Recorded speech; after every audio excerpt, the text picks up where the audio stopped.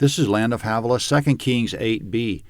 The scene switches now to the southern kingdom. It's the beginning of the reign of Jehoram of Judah. Verse 16.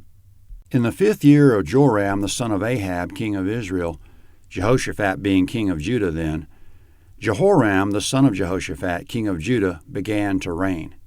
Comment: during the reign of Jehoram in the north, another Jehoram began to reign in the south. In both cases, the name can be shortened to Joram. The one in the north is the son of Ahab, and the one in the south, the son of the righteous king Jehoshaphat. Speaking of the southern one, verse 17, he was 32 years old when he began to reign. He reigned 8 years in Jerusalem. He walked in the way of the kings of Israel, as did Ahab's house, for he had married Ahab's daughter. He did that which was evil in Yahweh's sight.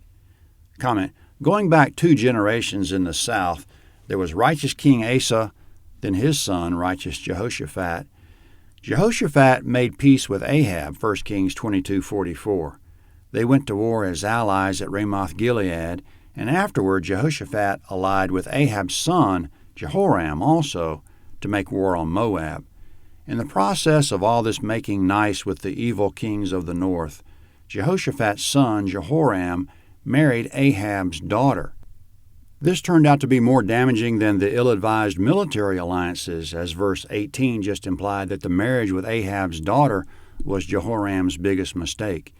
He walked in the way of the kings of Israel, not in the righteous ways of his father and grandfather of Judah, quote, for he married Ahab's daughter, end quote.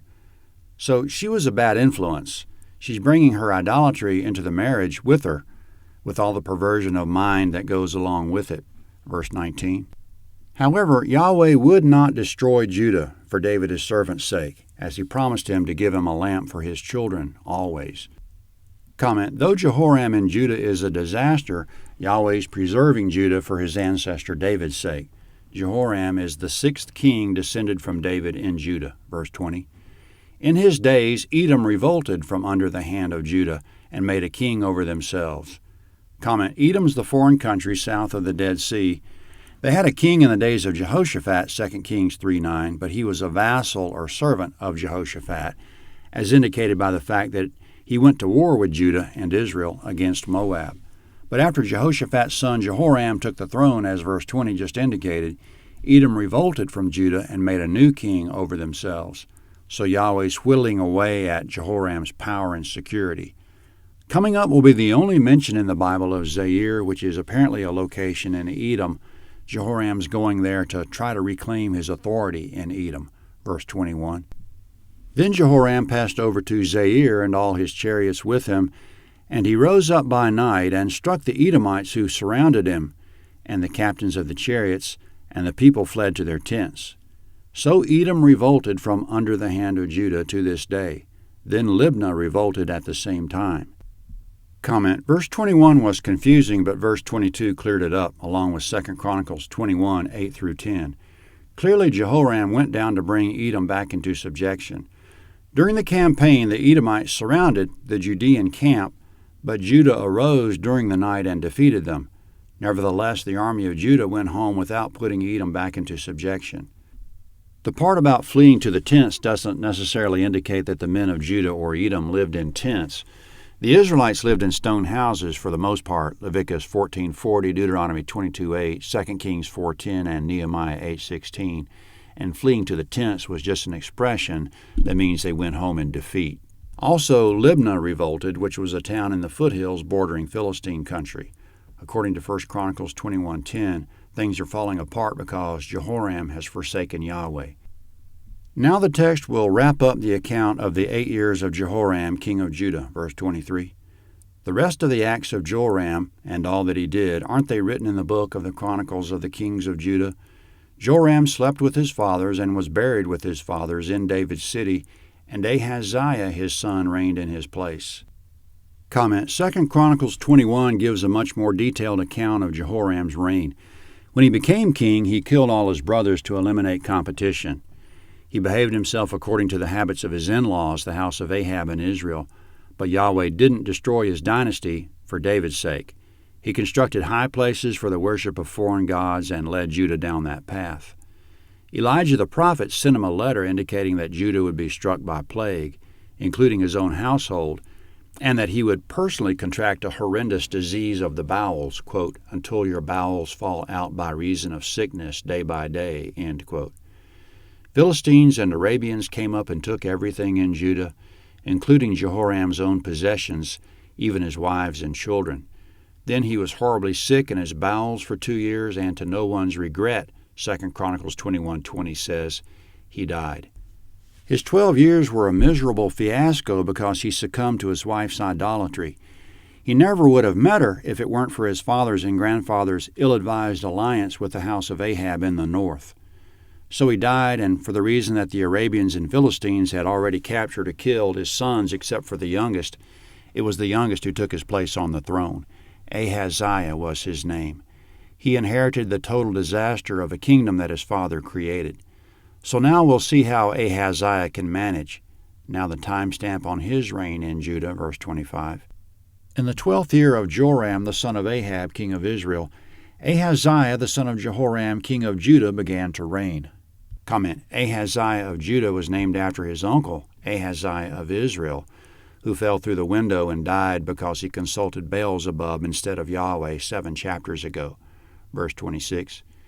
Ahaziah was 22 years old when he began to reign, and he reigned 1 year in Jerusalem. His mother's name was Athaliah, the daughter of Omri, king of Israel. Comment, Ahaziah's mother is Athaliah. She's still living, and she'll be a major character.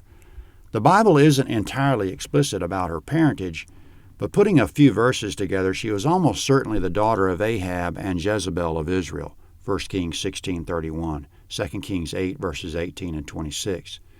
Earlier in the chapter, Jehoram of Judah married the daughter of Ahab, no name given, but she was almost certainly Athaliah. However, verse 26 called her the daughter of Omri. Since the Hebrew language uses the same word for daughter and granddaughter, it's obvious that the English should say that she's Omri's granddaughter. This means that Ahaziah of Judah has Jezebel for his grandmother, and it's no wonder the house of David has been going downhill. His grandmother Jezebel is also still alive in Israel. She's notoriously evil and proved in the past she had a knack for grabbing the reins of power behind the scenes. Coming later, her daughter Athaliah will be of the same spirit in Judah. So King Ahaziah of Judah is a 22-year-old mama's boy, his counselors being his mother and her family, the house of Ahab, in Israel, 2 Chronicles 22, verses 3 and 4. It would have been fine to have his mother as counselor if she had been godly and wise. Solomon set a throne next to his for his mother, but he knew how to reject her advice when necessary, 1 Kings 2, 19 through 22. Verse 27. Ahaziah walked in the way of Ahab's house and did that which was evil in Yahweh's sight, as did Ahab's house, for he was the son-in-law of Ahab's house. Comment, coming up, Ahaziah of Judah is continuing the military alliance with Israel, naturally. Verse 28. He went with Joram, the son of Ahab, to war against Hazael of Syria at Ramoth-Gilead.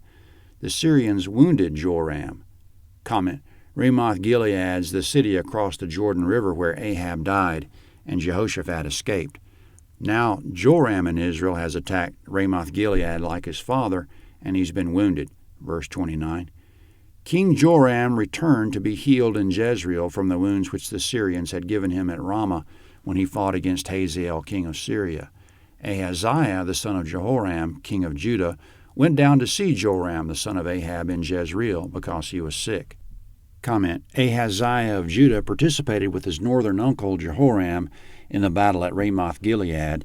After the battle, Ahaziah didn't go straight home. He went to Jezreel of Samaria to visit his wounded uncle.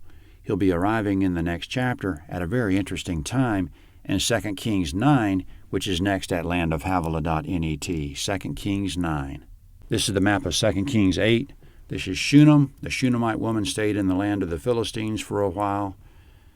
Elisha went to Damascus, capital of Syria. Jehoram began to reign in Judah at Jerusalem, and after him Ahaziah. Edom revolted. This is Edom. Ahaziah went to war alongside Joram of Israel at Ramoth-Gilead, estimated location of Ramoth-Gilead. Joram returned to Jezreel in Samaria to recover from his wounds, and Ahaziah came to visit. 2 Kings 9 is next.